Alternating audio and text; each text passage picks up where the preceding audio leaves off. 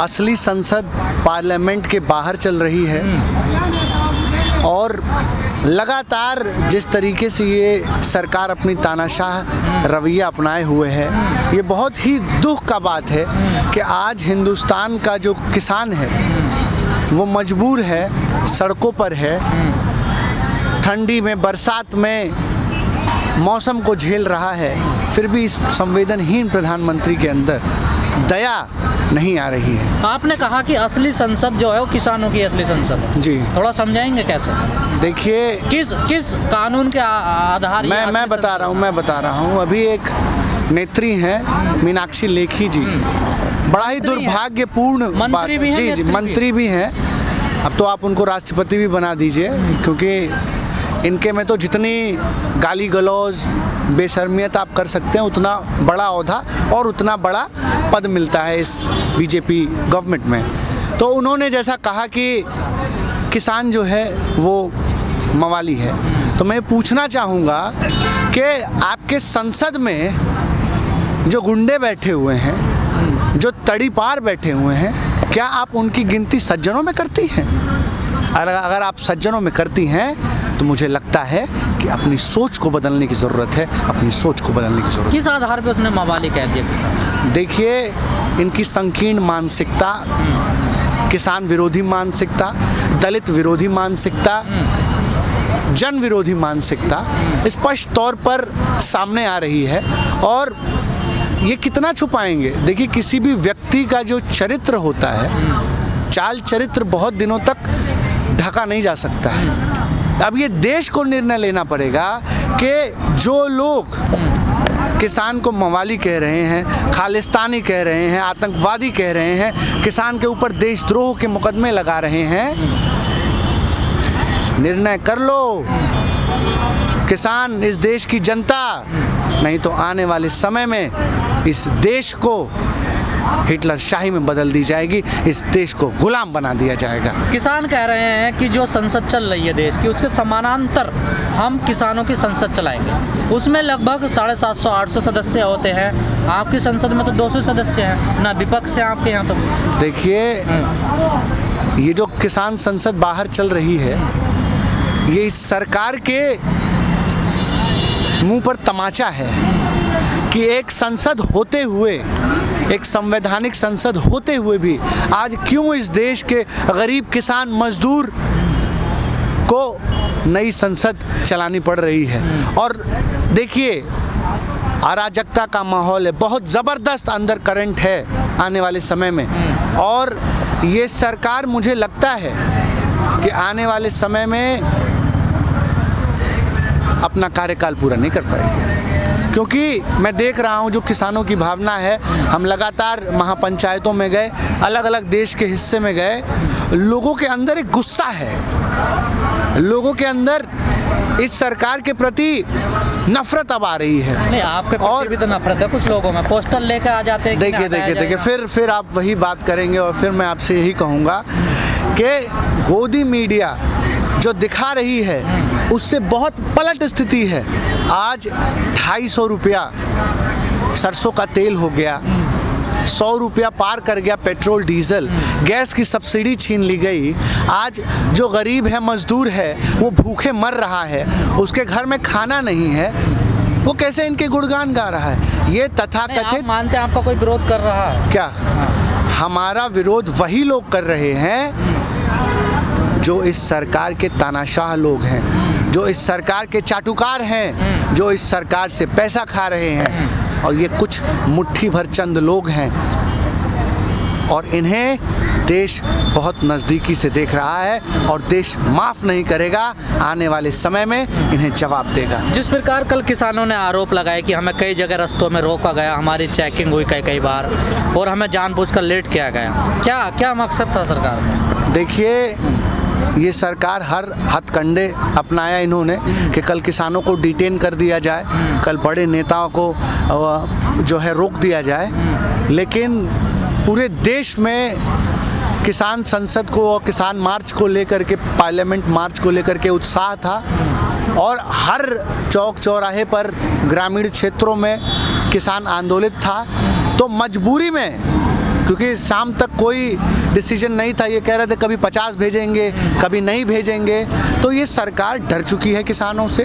इन्हें खूब समझ में आ गया है कि जो हश्र इनका बंगाल में हुआ है वो अब आने वाले उत्तराखंड, उत्तर प्रदेश और पंजाब में भी होने वाला है। तो ये डरी हुई सरकार है। और अभी आपने देखा कि कितना दुर्भाग्यपूर्ण है कि एक राज्य के मुख्यमंत्री खुले तौर पर युवाओं को धमकी देते हैं कि जो युवा भटक गए हैं या जो भटकेंगे उनकी संपत्तियां जब्त कर ली जाएंगी। मैं ये कहना चाहूँगा, योगी जी नाम लीजिए ना, मुख्यमंत्री जी से उत्तर प्रदेश के, कि अगर युवाओं की संपत्तियां जब्त हुई तो आपकी जो सरकार है, आपकी सरकार भी जब्त हो जाएगी और आने वाले चुनाव में आपका सुपड़ा साफ करके दिखाएगा यही किसान। आप तो खुद गोरखपुर से हैं, क्या योगी जी की ऐसी रही है क्या बातें? देखिए, मुख्यमंत्री बनने के बाद से जिस तरीके से एक बदलाव आया है माननीय मुख्यमंत्री जी के अंदर, मैं समझता हूँ दुर्भाग्यपूर्ण है। पहले ऐसे लगातार नहीं, पहले ऐसे नहीं थे। लगातार प्रेस के ऊपर मुकदमे करना, उन पर NSA करना। आज देशद्रोह सुप्रीम कोर्ट ने कहा, कितनी शर्म की बात है इस सरकार के लिए कि सुप्रीम कोर्ट जैसे सर्वोच्च न्यायालय ने कहा कि अब इस देश को राजद्रोह कानून की, सेडिशन लॉ की ज़रूरत नहीं है। उसको भी, सुप्रीम कोर्ट के भी मर्यादा को तार तार करने वाली ये सरकार आज राजद्रोह को, सेडिशन को भूजा बना करके, हलवा बना करके सबके ऊपर, किसी के आए दिन लोगों के ऊपर, पत्रकारों के ऊपर इसको करने का काम, ये साफ साफ लोकतंत्र की हत्या है। ये नहीं चाहते हैं कि हिंदुस्तान में लोकतंत्र हो। जी अतुल जी, जो संसद है, किसान संसद जो चल रही है जी, इससे कोई रास्ता निकले तो आपको लगता है? देखिए, मैं यही कहना चाहूँगा कि संसद अभी अंदर है और बहुत जल्द अगर ये सरकार नहीं मानी तो वो संसद अपने जगह पे, संसद के अंदर भी वो कार्रवाई हो सकती है। नहीं, हमें मजबूर ना किया जाए। हम शांतिपूर्ण हैं, अहिंसक हैं, अपने बात को बहुत प्यार से कह रहे हैं, तो हमारी बात को सुनने का काम किया जाए। ये तो जो बात आप कह रहे हैं तो बहुत बड़ी बात कर रहे हैं, तो लोकतंत्र का अपमान है। या तो क्या अगर संसद के अंदर आम घुसेंगे, ऐसे तो आतंकवादी घुसते हैं। नहीं, लोकतंत्र की हत्या आप हो फिर जाएगी। से सरकार की भाषा तो लोकतंत्र की हत्या हो जाएगी। मैंने क्या कहा? मैंने क्या कहा? नहीं, तो आप चुने हुए सदस्य जाते हैं। मेरी पूरी बात सुनिए, जाएंगे पूरी बात सुनिए। मैंने क्या कहा?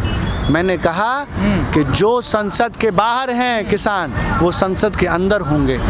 हम किसान हैं साहेब, तो कैसे जाओगे? हम संवैधानिक रूप से जाएंगे। हम 24 में चुन के जाएंगे, वहाँ के लोग चुन के। मना करते हैं क्या? हम तो राजनीतिक हैं, आप तो कहते हैं चुनाव तो हम लड़ ही नहीं सकते। नहीं, जो किसानों का समर्थन करेंगे, जो किसान के समर्थन में खड़े होंगे, हम बार बार कह रहे हैं कि जो किसान का समर्थन करेगा, जो सरकार, जो नेता, उसकी सरकार बनाएगा किसान, उसको किसान संसद भेजने का काम करेगा। और इस बार आप ये देखेंगे। पर किसान चुनाव लड़ेगा, मानते हैं? होश क्यों नहीं लड़ेगा? किसान आज कहते हैं ना, आज ये देश कृषि प्रधान देश है, किसान क्यों नहीं चुनाव लड़ सकता है? किसान क्यों नहीं? आप क्यों नहीं चाहते हैं? आप क्यों नहीं चाहते हैं? मुझे पहले ये बताइए। अतुल जी, आप ही मना करते हैं कि हम चुनाव लड़ेंगे नहीं। देखिए, ये निर्णय अभी चुनाव से हम इसलिए कह रहे हैं कि अभी ये आंदोलन जो है, इसे पहले जन जन तक पहुंचाना है और ये जनता निर्णय करेगी। ये हम थोड़ी कह देंगे कि हम चुनाव लड़ेंगे। ये तो जनता की भावना होती है, जनता की भावना होती है। और जनता जो है, जनता जनार्दन है, ये उठा करके बैठा देती है सर्वोच्च शिखर पर। देना आप लोगों को कई बार। नहीं नहीं नहीं, ये गलत है। देखिए, साहब 2 बार चुनाव नहीं हार। देखिए क्या हुआ कालांतर में, वो विषय बहुत वो नहीं है। तो ये तो तड़ीपार थे, ये तो इनका राज्य निकाला हो गया था। एक तो दंगे के आरोपी थे, तो वो कैसे प्रधानमंत्री बन गए? तो ये जनता है, समझ रहे हैं? यही जनता आने वाले समय में किसान को सर्वोच्च शिखर पर बैठाने का काम करेगी, क्योंकि जनता अब ऊब चुकी है इनके ढकोसलों से, इनके झूठे वायदों से। आज आपने देखा कि कैसे पेगासस जैसे हथियार से, पेगासस जो ईरान की सरकार कहती है कि ये एक हथियार है, ये एक जासूसी का ऐसा हथियार है जो ईरान की सरकार आतंकवादियों पे, बड़े बड़े क्रिमिनल्स की रेकी, इजराइल की सरकार बड़े बड़े जो है आतंकवादियों पर और क्रिमिनल्स पर जासूसी के लिए लगाती है। आज वैसे पेगासस को जनता के ऊपर, लीडर्स के ऊपर, पत्रकारों के ऊपर लगा करके हिंदुस्तान के लोकतांत्रिक मर्यादा की ये हनन है, ये उसके खिलाफ है। ये सरकार धीरे धीरे इस देश को गुलामी की तरफ ढकेल रही है। और अब भी अगर आप नहीं निकले, मैं कहना चाहूँगा कि निकलो घरों मकानों से, जंग लड़ो बेईमानों से, तब लड़े थे गोरों से, अब लड़ना है हिंदुस्तान में भ्रष्टाचारी डकैत चोरों से। जनता कमर कस लो, क्योंकि आने वाला समय गुलामी से भी ख़तरनाक होने वाला है। अब कोई गांधी नहीं आएगा, अब तो गांधी के रूप में गोडसे बैठ चुके हैं जो नहीं चाहते हैं कि लोकतंत्र जिंदा रहे। तो इसलिए मेरी प्यारी जनता, जागो, क्योंकि जागने का समय है। अब नहीं जागे तो फिर सवेरा नहीं होगा। बहुत बहुत धन्यवाद।